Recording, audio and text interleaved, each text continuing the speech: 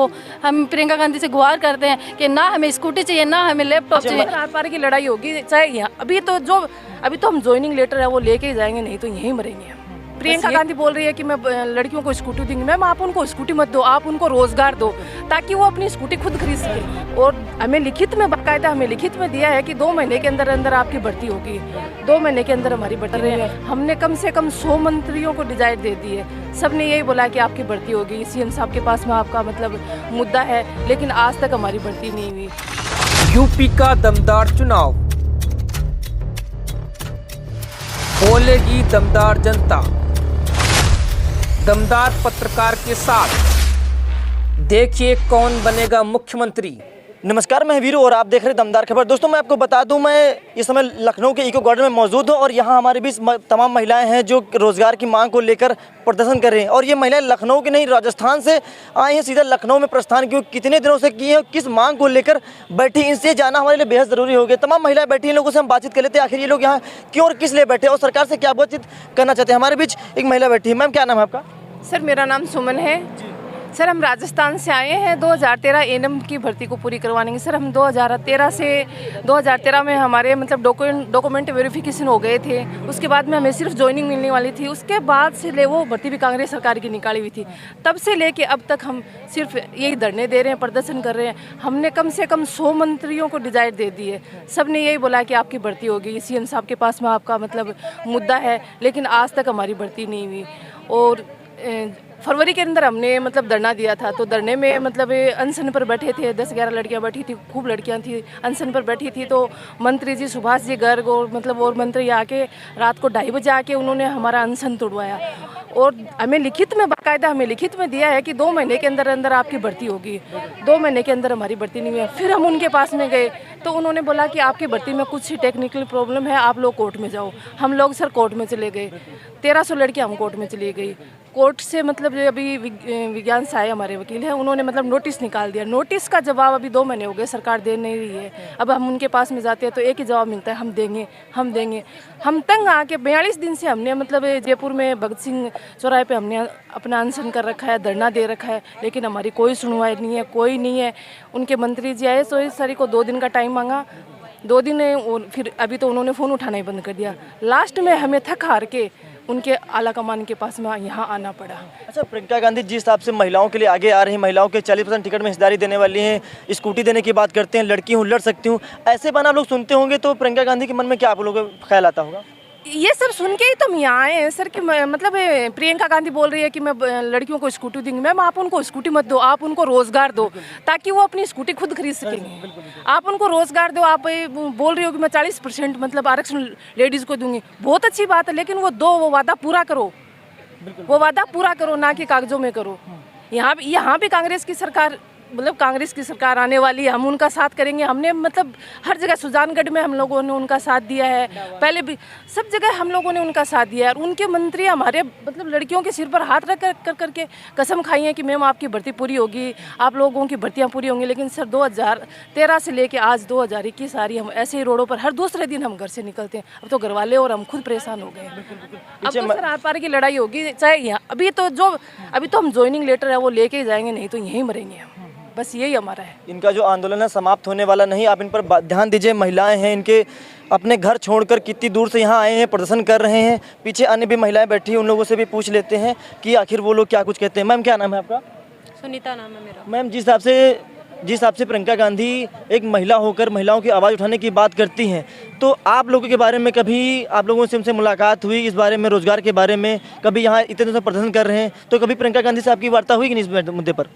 अभी तक तो कोई वार्ता नहीं हुई हमारी, और इसी उम्मीद से है कि हमारी वार्ता हो। वो यहाँ पे स्कूटी देती हैं, 40% वोटों के लिए महिलाओं को शामिल कर रही हैं। तो हम भी चाहते हैं कि हम भी किसानों की बेटियाँ हैं, किसानों को भी तो वो समर्थन दे रहे हैं, तो हम भी चाहते हैं कि हमें भी वो सपोर्ट करें। हमारी भर्ती 9 साल से अटकी हुई है, सिर्फ नियुक्ति के लिए अटकी हुई है, नियुक्ति देना बाकी है। अच्छा, एक सवाल ये भी उठता है कि आप लोग राजस्थान से रहने वाले तो यहाँ यूपी में प्रदर्शन क्यों कर रहे हैं?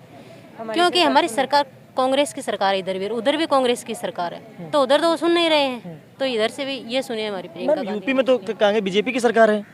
नहीं, यहाँ पे कांग्रेस के अभी वोट है, प्रियंका गांधी जो वोट कांग्रेस से हैं, इसलिए। अच्छा, बिल्कुल। उनकी आवाज़ को जिस हिसाब से वो यूपी में अपनी आवाज़ बना रही हैं, लोगों को बता रही हैं, महिलाओं को आगे करने बात करें, उसी मुद्दे को लेकर आप यहाँ यूपी में आए। इसीलिए हम यूपी में आए कि हम हमारी बात भी उन तक पहुँचे, हमें भी रोजगार मिले। बिल्कुल, आप महिला होकर, एक महिला होकर महिलाओं के लिए जो बात करती हैं कि हम महिलाओं के लिए इतना सम्मान करेंगे, 40% आरक्षण की देने की बात करती, ये आवाज़ आपने उत्तर प्रदेश में दी है, तो राजस्थान की महिला उत्तर प्रदेश में आई इसी मुद्दे को लेकर आई। क्या नाम है, क्या नाम है आपका? मेरा नाम विनोद कुमारी है, मैं राजस्थान से आई हूँ। सर, हम राजस्थान में जयपुर, जो राजस्थान की राजधानी, वहाँ 44 दिन से धरने पे बैठे हैं, ऑलरेडी बैठे हैं वहाँ पे भी हम। जब वहाँ से हम संतुष्ट नहीं हुए, वहाँ के मंत्रियों ने हमें आश्वासन पे आश्वासन दिए, उससे पहले भी हमने बहुत सारे वहाँ आंदोलन किए, हर बार समझौता ही हुआ है। 22 फरवरी 2021 को तो हमें लिखित में दे दिया था, कसमें खा के मंत्रियों ने वहाँ को कि आपकी भर्ती हम 2 महीने में पूरी कर देंगे। उसके बाद हमारी भर्ती कमेटी बनाई, कमेटी खेलते रहे 2 महीने 3 महीने। उसके बाद कमेटी में हमें ये बोल रहे थे कि आपकी हेल्थ डिपार्टमेंट की कमेटी एक अलग बनी है, उसमें आपका निर्णय ये निकला कि आपको तकनीकी प्रॉब्लम आ रही है आपकी भर्ती में, जो लंबा टाइम हो गया ना, इस वजह से तो आप याचिका लगा दो, हम याचिका के थ्रू आपकी भर्ती करवा देंगे। हम हाई कोर्ट में चले गए, याचिका लगा दी, मंत्रियों ने खुद हमसे याचिका लगवाई, हमारे वकील उन्होंने किए, उन्होंने जो कहा वो वकील हमने किया है। आज उनके पास नोटिस भेज दिया हमने, 4 बार नोटिस दे चुके हैं मंत्रियों को, कोई जवाब नहीं है। हमने किसानों की बेटी होकर हमने कर्जा लिया है, फिर भी हमारे नोटिसों का वो जवाब नहीं दे रहे हैं। अब हमारी लास्ट डेट 6 तारीख हमारा फिर से नोटिस की लास्ट डेट है। अगर 6 तारीख तक उन्होंने हमें जवाब नहीं दिया तो हमें वकील को फिर 70 लाख रुपए देने पड़ेंगे, दोबारा नोटिस निकलवाना पड़ेगा। ऐसे हम कितने पैसे खर्च करें? 2-2.5 लाख रुपए तो हमने नर्सिंग में खर्च कर दिए, उसके बाद आंदोलनों में कर दिए, फॉर्म भर के कर दिए, और हम हद से ज़्यादा हमारी 1300 लड़कियां हैं, 1300 में से है ना शायद 300 लड़कियां ऐसी होंगी जो आगे कोई फॉर्म नर्सिंग स्टाफ का निकलेगा वो भर सकेंगी, लेकिन नौकरी नहीं ले सकेंगी उसमें, क्यों? और आधी से ज़्यादा तो ओवरेज हो चुकी, वो तो फॉर्म ही नहीं भर सकेंगे, क्योंकि हम 2013 में की थी, हमारे 40% आए थे उस टाइम। आज लड़कियाँ जो आ रही हैं वो 90% वाली आ रही हैं, और 2 साल से कोरोना ने हमारा ज़िंदगी बर्बाद कर दी। हमारे आदमी, माँ बाप जो भी प्राइवेट नौकरी कर रहे थे वो भी छीन गई हमसे, वो भी नहीं, हमारे पास कोई सहारा नहीं है। हमारी एक नर्सिंग भर्ती है, NM 2013 का सहारा है, वो सरकार से हम प्रियंका गांधी से गुहार कर रहे हैं कि आप जो यूपी में महिलाओं को स्कूटी दे रहे हो, लैपटॉप दे रहे हो, इसकी बजाय आप महिलाओं को है ना रोजगार दो, ताकि वो अपनी स्कूटी अपने घर वालों को पालन पोषण कर सके, अपने बच्चों को अभी आगे पढ़ा सकें। जो अपने भाई माँ बाप जिनने कर्जा लेके अपने बच्चियों को पढ़ाया, वो अपने माँ बाप का सपोर्ट कर सके, उनकी ज़िंदगी बनेगी। स्कूटी तो 2 साल चलाएंगी फिर ख़राब हो जाएगी, दोबारा थोड़ी ना प्रियंका गांधी जी स्कूटी देंगे, कभी नहीं देंगे। वो 40% जो आरक्षण का अपना वादे करते रहे हैं यूपी में, वो करते रहो, लेकिन यूपी में क्या, वो अपने पूरे जो कांग्रेस के उनके नेता हैं उनको भी ये बात समझाओ कि महिला हर जगह बराबर है। यूपी वाली महिला पर्सनल नहीं है ना, हम पर्सनल है, हर महिला को उनके बराबर आरक्षण मिलना चाहिए। और राजस्थान में तो कांग्रेस सरकार है, प्रियंका गांधी के एक कॉल से वो उनका हर बात मानेंगी, तो क्या वो इतना सा काम हमारे लिए नहीं कर सकते? हम 33% भी आरक्षण नहीं दे सकते हम महिलाओं को? हम प्रियंका गांधी से गुहार करते हैं कि ना हमें स्कूटी चाहिए, ना हमें लैपटॉप चाहिए। हमारी नर्सिंग भर्ती 2013 NM है, उसमें 1300 याचिका करता है, हम 1300 याचिकाकर्ताओं को वो ज्वाइनिंग दिला दे, उनके हम बहुत बड़े आभारी होंगे। उसके लिए अगर हमें दोबारा यूपी आके उनका आभार जताना पड़े, उनको माला पहनानी पड़े, उनका यहाँ वोटों में समर्थन करना पड़े, वो करने के लिए हम तैयार हैं। बिल्कुल बिल्कुल बिल्कुल।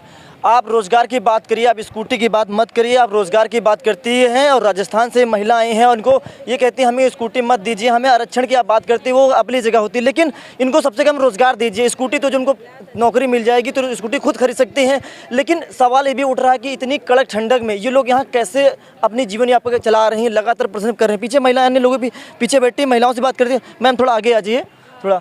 इतनी कड़के की ठंडक हो रही है, कैसे आप लोग यहाँ रहते होंगे? कड़के ठंडक, यहाँ कोई व्यवस्था भी नहीं होती, तो रात में कैसे गुजारते होंगे अपना समय? क्या करें, परेशानी है। हम गरीब किसान की बेटियां हैं, राजस्थान सरकार से आए हैं, तो वो अशोक गहलोत हमारी सुन नहीं रहे। प्रियंका गांधी से हम ये अपील करते हैं कि हमारी नर्सिंग भर्ती 2013 याचिका करता है 1300 लड़कियां, उनको लाभ दे दे, उनको ज्वाइनिंग दिवा दे, उनका बहुत बहुत आभार होगा। हम यहाँ लखनऊ यूपी इसीलिए आए हैं, परेशान होके, बहुत परेशान हैं, इतनी ठंड में भी परेशान है, लेकिन क्या करें, मजबूरी है। बिल्कुल बिल्कुल बिल्कुल। खैर सभी महिलाएं हैं, ये कांग्रेस सरकार की जो महिला हम हैं प्रियंका गांधी से आवाज़ उठा रही हैं कि आप महिला होकर जिस हिसाब से यूपी में लगातार आप कह रहे हैं कि हम ये करेंगे वो करेंगे, बहुत सारे काम गिनाए जा रहे थे, लेकिन उसी आवाज़ को लेकर महिला ये मैदान में आई हैं, आपसे मांग कर रही हैं कि आप हमारे काम को दीजिए ताकि हम रोज़गार पा सकें। दोस्तों हम इस तरह आप लोगों को सच्चाई से वाकिफ़ कराते रहें, बने हमारे साथ, देख रहे हैं दमदार खबर।